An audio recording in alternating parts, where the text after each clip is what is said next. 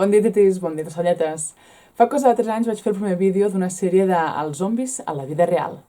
Fa un any vaig fer la segona part i ara, un any més tard, doncs toca fer la tercera part. Hem parlat de cargols amb ulls d'arc de Sant Martí i de ratolins que no tenien tanta por, els gats. I ara toca parlar d'un fong ben especial. El seu nom és aquest, no intentaré dir-lo, ho he intentat i no me n'he sortit, i conté més de 100 espècies diferents que afecten a insectes. En concret, aquest cop, la gent que causa el zombi és l'Ophiocordyceps unilateralis.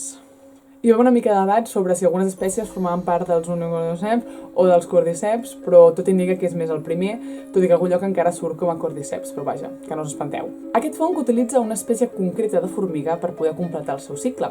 I aquesta espècie de formiga, el que serà l'hoste, el que es convertirà en zombi, s'anomena Camponotus leonardi. Tot passa quan una formiga es topa amb una espora del fong i en aquell moment ja ha begut oli. El fong s'introduirà a la formiga i començarà a créixer, tot guanyant control del seu cos. Igual que amb els altres casos de paràsits que hem anat veient, el que farà serà canviar el comportament de l'hoste. En aquest cas li dirà que vagi ben amunt, que busqui un lloc ideal amb una humitat concreta, una temperatura, una alçada. I això per què? Doncs perquè vol unes condicions perfectes al fong, unes condicions per sobreviure i poder escampar-se tant com pugui. La formiga ho fa, i fa el death grip, que m'encanta perquè el Google ho tradueix com l'abraçada de la mort, que és super cookie quan a la vida real és zero cookie el que farà. Perquè el que realment significa és que la formiga que ha pujat a un lloc ideal pel fong procedirà a mossegar molt fortament la branca o la fulla on es trobi. I allà es quedarà la formiga, i d'aquí el nom. Perquè durant els següents dies el fong es menjarà la formiga per dins, fins a deixar únicament l'exoesquelet. No és un procediment especialment bonic, la veritat, i tot es torna encara una miqueta més estrany, si més no, quan a la formiga li creix aquesta mena d'antena que sembla treta d'una pel·lícula d'aliens. Aquest és el sistema que té el fong perquè al cap d'unes 3 setmanes pugui crear i enviar espores per tot arreu i així seguir infectant noves formigues. Clar, això pot acabar sent una sentència de mort per colònies senceres de formigues. De fet, s'han vist casos de formigues infectades que el lloc on escullen per morir-se, que el lloc on fan el death grip, és justament al damunt de la colònia. Perquè, clar, així quan surt aquesta antena i envien espores per tot arreu, infecten les altres formigues i aquí hi ha desastre i apocalipsi zombi. És per això que les formigues, que no són pas tontes, quan veuen que una d'elles comencen a exhibir un comportament una mica estrany, l'agafen a coll i se l'enduen tan lluny com poden de la colònia i que no torni, que no causi problemes. Abans hem comentat que hi ha més de 100 espècies diferents dins d'aquest gènere que afecten a insectes i els converteixen en zombis. Però cada un d'aquests fongs requereix una espècie diferent d'insectes concreta per poder acabar el seu cicle.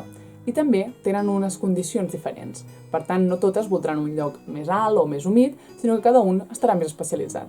I aquí és quan surt un temor una mica general, que és que si aquests fongs realment afecten tantes espècies diferents, i si mutessin i ens afectessin a nosaltres? I aquest és l'escenari que tracta un videojoc postapocalíptic de zombis anomenat The Last of Us, que es veu que en la segona part hi va haver-hi molta drama, però això no ho tractarem, sinó que més aviat parlarem de com es converteixen en zombis. En el joc es diu que els humans han estat afectats per una espècie de cordyceps, o Cordyceps. Els efectes que produeixen en els humans, en el joc, són molt similars als de la formiga. Els humans són infectats amb espores, aleshores el fong s'introdueix, els canvia el comportament, els converteix en zombis i passen per diferents estadis fins a arribar a l'últim, en el qual l'humà, el que ja és ara un zombi, es converteix en una bomba d'espores que n'envia per tot arreu i així infecta nous humans i així anar fent fins a convertir, un atac zombi espectacular. Però aquí el que canvia és el comportament, el què passa quan un humà es converteix en zombi. I és que amb les formigues el que veiem bàsicament és que aquestes deambulaven i anaven a buscar un lloc amb condicions ideals i allà, clac, i mort. I en els humans, en canvi, com és una mica d'esperar, es tornen més violents. Que jo també entenc, que un videojoc en el qual els zombis bàsicament se suïciden no tiren tant a pil. Tot i que, de fet, crec que a la pel·lícula Bird Box era una cosa similar, però no recordo. És a dir, que els estan més entre nosaltres del que pensem, no només afectant insectes, sinó també en la nostra cultura dels videojocs i també una mica en la por generalitzada de quan arribarà l'atac zombi. Per sort, els científics diuen que un atac zombi ara per ara no és molt probable.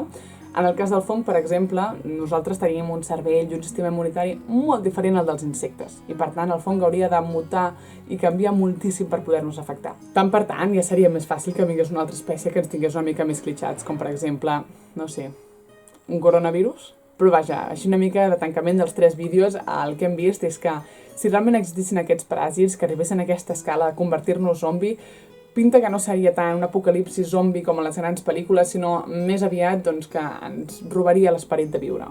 O fins i tot, com en alguns dels casos que hem anat veient en els altres vídeos, ens tornaria més atractius.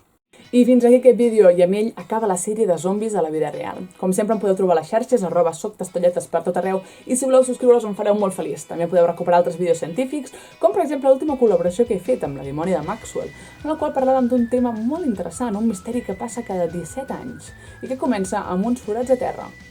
Bona nit, titis. Bona nit, estelletes.